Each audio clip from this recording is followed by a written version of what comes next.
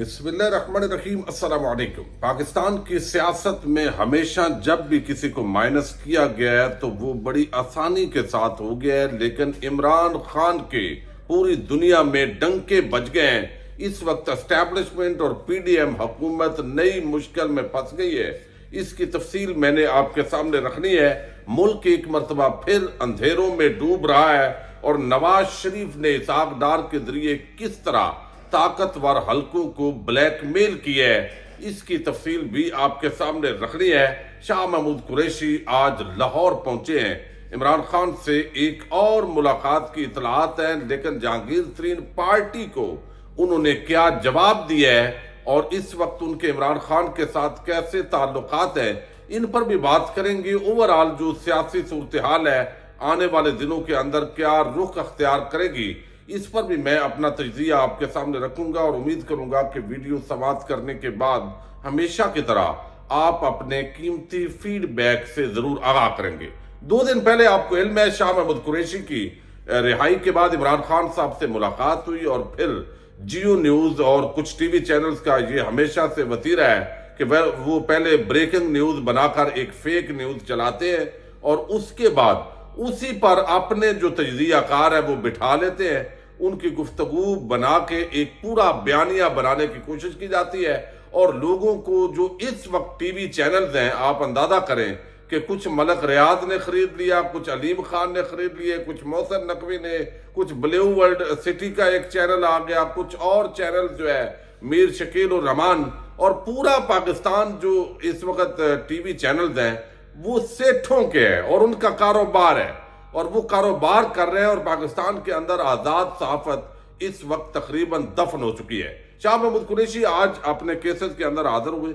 उन्होंने दरखास्त जमानतें जो दायर की हुई थी उनकी जमानतों के अंदर एक्सटेंशन हुई है, लेकिन उन्होंने जो इस पर तबसरा किया है वो मैं समझता हूं कि बेहतरीन तबसरा है जो शाह महमूद कुरैशी ने किया है जहांगीर तरीन की पार्टी पर। एक तो उन्होंने बजट पर बात की कि वफाक ने 12 माह का बजट दिया और पंजाब ने 4 माह के बजट देने का फैसला किया है। अबूरी हुकूमत को बजट पर नजरसानी करना होगी। अवाम को इस बजट में कोई रिलीफ नहीं दिया गया। बजट के नाम पर कौम के साथ मजाक किया जा रहा है। अब इसके साथ उन्होंने कहा कि इसहाक डार पाकिस्तान की मईशत के हिट मैन है। बजट में इलेक्शन के लिए पैसा रखा गया है, नीयतों के हाल अल्लाह जानता है। इस बजट में बार बार तरमीम होती रहेगी, तनख्वाहों में 30 से 35% इजाफा होगा। पैसा कहाँ है आपके पास? बजट में 6.5 अरब का सरप्लस दिखाया गया है, वो कहाँ आएगा? शाह महमूद कुरैशी कहते हैं 12 अगस्त को मौजूदा पार्लियामेंट की मुद्दत पूरी हो रही है, इसलिए इलेक्शन तो होना है। अब अगर आइन से बाबरा कोई काम हो तो मैं क्या कह सकता हूँ। जहांगीर तरीन की जो पार्टी है इस पर जो शाह महमूद कुरैशी ने तबसरा किया है वो कहते हैं नई पार्टी की लांछन ऐसी है जैसे इमरजेंसी में किसी हॉस्पिटल आप आए तो कहा जाए डेथ ऑन अराइवल, कि आप आते ही वफात पा गए हैं। तो ये जो नई जमात है इसका कोई बयानिया नहीं है, कोई वजूद नहीं है, इलेक्टेबल्स हैं, अवाम साथ नहीं है। तो इमरान खान को माइनस करके आप जिसको भी लाएंगे तो अल्टीमेटली क्या होगा कि वो आपस के अंदर जो वोट बैंक है वही उनका तकसीम होगा। जो इस वक्त जो है वो सारी चीजें हो रही हैं। बहुत सारे तहरीके इंसाफ के जो रहनुमा है उनको इस वक्त घरों में छापे पड़ रहे हैं और इस वक्त सुल्तान बाबू रहमतुल्लाह अलैह के मजार पर जो महबूब सुल्तान है उनके घर पर भी छापा मारा गया है। भारी नफरी ले जाई गई लेकिन वो वहां मौजूद नहीं थी ताकि उनसे भी तहरीके इंसाफ छुड़वाई जाए। दूसरी तरफ हम देख रहे हैं छीना ग्रुप का जीना हराम किया हुआ था, अब वो भी किसी वक्त भी जहांगीर तरीन के साथ पार्टी के अंदर शमूलियत अख्तियार कर सकते हैं। तो असल जो सूरत हाल है वो ये है कि इस वक्त पूरा मुल्क एक मर्तबा फिर अंधेरे में डूबना शुरू हो गया है। लोड शेडिंग शुरू हो गई है और अब ये सारी गेम किस अंदाज के अंदर की गई है और पीपल्स पार्टी का जब नाम आता है तो मुल्क अंधेरों में डूबने का जिक्र आता है। और ये सारी गेम कैसे की गई है कि इसहाक डार से एक मसनूई किस्म का बजट जो है वो बनवा दिया गया। मैंने कल भी आपके सामने वो लतीफा रखा था जिसके अंदर कोई कहता है कि यार ये दूध हो जरा जबरदस्त 1 नंबर का देसी गाय का और इसके साथ जो है वो बाकी लवाजमात भी हो, आग अच्छी हो, पकाई हो और उसके ऊपर जो है वो ये पूरा माहौल हो और फिर चीनी डाली हुई हो اور وہ کھیر پکے اور رات کو چھت پہ رکھیں اور صبح اس کھیر کو پکایا جائے۔ جب وہ اس خواہش کا اظہار کر رہا تھا تو اس بندے نے پوچھا آپ کے پاس اس وقت ہے کیا؟ وہ کہتا تھا نا انگلی سے لگا کے کھائیں گے۔ اس نے کہا کہ میرے پاس انگل ہے، یعنی ایک انگل ہے، باقی ساریاں چیزاں پوریاں کرنی ہیں۔ یعنی اس وقت یہ جو بجٹ ہے یہ فلاں کو اتنے دے دیں گے، نوجوانوں کو یہ دے دیں گے، بھئی ہے کیا؟ پیسہ کوئی نہیں ہے اور آنا کہاں سے ہے؟ اب یہ کیا گیم ہے؟ گیم یہ ہوئی ہے کہ اسحاق ڈار نے جس انداز کے اندر آئی ایم ایف کے ساتھ ڈیل ہونی تھی وہ ڈیل نہیں ہونے دی گئی، اور شاید یہ نواز شریف نے کوشش کی ہے۔ نواز شریف جب تک پاکستان واپس نہیں آتا وہ اسٹیبلشمنٹ سے کچھ نہ کچھ جو پریشر ہے وہ بلڈ رکھنے کے لیے یہ کر رہے ہیں، تاکہ اگر سارے معاملات حل ہو جائیں گے تو کل کو اگر کوئی وعدہ خلافی ہوتی ہے، جو وعدے وعید ہوئے ہیں، جس طرح کھاؤ قبائل کو اس ملک پر قبضہ جمانے کے لیے جو ان کے قبضے میں یہ پورا ملک دے دیا گیا، زرداریوں کو، شریفوں کو، وڈیروں کو، جاگیرداروں کو، کہ غریب عام آدمی کا مقدر یہی ہے، جمہوریت، آئین، آزادی، ادارے رائے، قانون، یہ کچھ بھی نہیں ہے۔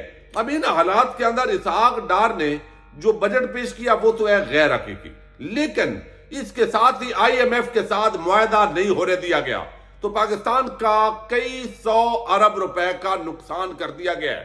پنجاب کے اندر اس وقت ویسے ہی جو ہے وہ اسٹیبلشمنٹ کی حکومت، اس کو آپ کہہ سکتے ہیں، چونکہ نگران حکومت ہے تو یہ حکومت بھی بیسیکلی نون لیگ اور طاقتور حلقوں کی ملی جلی ہے، پیپلز پارٹی کی ملی جلی ہے، زرداری کا بیٹا ہے بیٹھا ہوا، تو کہا یہ جائے گا کہ یہ نگران حکومت نے یہ نالائقی کی، یہ کر دیا، جبکہ یہ حکومت بھی اس وقت اسٹیبلشمنٹ اور پی ڈی ایم حکومت کی ہے۔ یہاں بھی کوئی نالائقی ہوگی، کوئی بھی گڑبڑ ہوگی تو وہ بھی ان کی ہوگی۔ تو اب یہ بجٹ 4 مہینے کا پیش کریں گے، تو یہ ایک تماشا انہوں نے کھڑا کیا ہے۔ آئی ایم ایف کے ساتھ ڈیل نہیں ہونے دے گی، ملک کا نقصان کر دیا گیا ہے، اب لوڈ شیڈنگ عروج پر ہوگی، اور لوگ پھر کہیں گے نواز شریف کی حکومت جب تک شہباز شریف کی تھی اس وقت تو معاملات ٹھیک تھے، شہباز شریف نالائق ہے اور نواز شریف زندہ باد ہے۔ یہ عجیب قسم کا ایک اور جو ہے وہ بیانیہ چلایا جاتا ہے، حالانکہ اس وقت پاکستان کے تمام فیصلے لندن میں بیٹھا ہوا مجرم اشتہاری بگوڑا نواز شریف کر رہا ہے۔ تو آئی ایم ایف کے ساتھ ڈیل نہ کر کے ایک مصنوعی بجٹ جو اعداد و شمار کا ایک بالکل ایک گورکھ دھندا کیا گیا ہے، چلایا گیا، عمل درآمد ہے کوئی نہیں، پیسے ہیں کوئی نہیں۔ اب 1 مہینے کے بعد حکومت فارغ ہے، اس کے بعد آلریڈی نگران سیٹ اپ آنا ہے، تو جو بھی اس وقت لوڈ شیڈنگ ہوگی، تماشا ہوگا، کہا جائے گا جب تک ہمارے پاس حکومت تھی تو بہترین چل رہا تھا، دیکھیں اس کی وجہ سے بجلی گئی ہے، اس کی وجہ سے یہ پیسے نہیں دیے جا رہے، یہ نگران حکومت نالائق ہے۔ جبکہ اس وقت نگران حکومت ہو یا پی ڈی ایم حکومت ہو، یہ سب اسٹیبلشمنٹ جو ہے اس کی چھتری تلے ہے، لہذا عوام تو انہی سے پوچھیں گے جو ان کو لانے والے ہیں۔ تو یہ ایک دفعہ پھر یہ آئی ایم ایف کا معاہدہ نہ کر کے بلیک میلنگ کی گئی ہے۔ دوسری طرف جو ہے وہ کل خان صاحب نے بڑی عام بات کی، انہوں نے بتایا اور اس پر کوئی بھی انکار نہیں کر سکا، یہ جو ایک بیانیہ بناتے ہیں کہ پی ٹی آئی نے معیشت کو تباہ کر دیا، ہم نے بڑی مشکل سے ڈیفالٹ جو ہے اس سے بچا لیا۔ بھائی آپ نے کیسے بچا لیا؟ آپ جو ہے وہ آپ نے کوئی ملک کے لیے اچھا کام کیا ہے؟ یعنی کوئی ایک اشاریہ جو اوپر گیا ہو وہ نہیں گیا۔ آپ نے ایکسپورٹ بند کر دی، امپورٹ آپ نے گھٹائی تاکہ اس کے ذریعے جو ٹریڈ ڈیفیسٹ ہے وہ کم ہو، لیکن باقی فارن انویسٹمنٹ آپ کے ہوتے ہوئے آئی کوئی نہیں ہے، سرمایہ کاری رکی ہوئی ہے۔ تو ان حالات کے اندر عجیب بات یہ ہے کہ کریڈٹ کس چیز کا لیا جا رہا ہے۔ اب یہ ساری چیزیں آپ دیکھیں، مہنگائی جو ہے جہاں 12.7% تھی وہ 38% پر ہو چکی ہے اس دور میں، جی ڈی پی گروتھ 6.1% تھی، اب 0.29% ہے۔ اسی طرح انڈسٹریز جو ہے 6.8%، انڈسٹری کی گروتھ ہو رہی تھی، اب 2.94% ہے۔ ایگریکلچر جو ہے یہ بھی آپ دیکھیے یہ منفی 2.94 ہے۔ اسی طرح ایگریکلچر 4.3% گروتھ کر رہی تھی، اب 1.55 ہے، اور باقی جتنے اعداد و شمار آپ دیکھ چکے ہیں، سروسز ہے 6.6% تھی، اب 0.86% ہے۔ اسی طرح پر کیپٹا انکم اس کے اندر کمی ہوئی ہے، انویسٹمنٹ جو ہے اس کے اندر اب 13.63 ہے، پہلے 15.70 تھی. تو عمران خان کے دور میں جو بھی اعداد و شمار ہے یار، کوئی بندہ عقل اور فہم کی بات کرتا ہے. صرف ٹی وی چینلز کے جو خرید کر ان کو اپنا لونڈا لپاڑا بنا کر آپ جو جھوٹ بولنا چاہیں، آپ سمجھتے ہیں کہ کوئی جو ہے وہ جھوٹ آپ کا ایکسپوز نہیں ہوگا.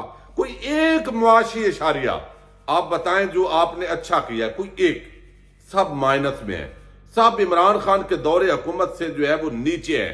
تو پھر آپ نے ملک کو بچا کیسے لیا ہے بھائی؟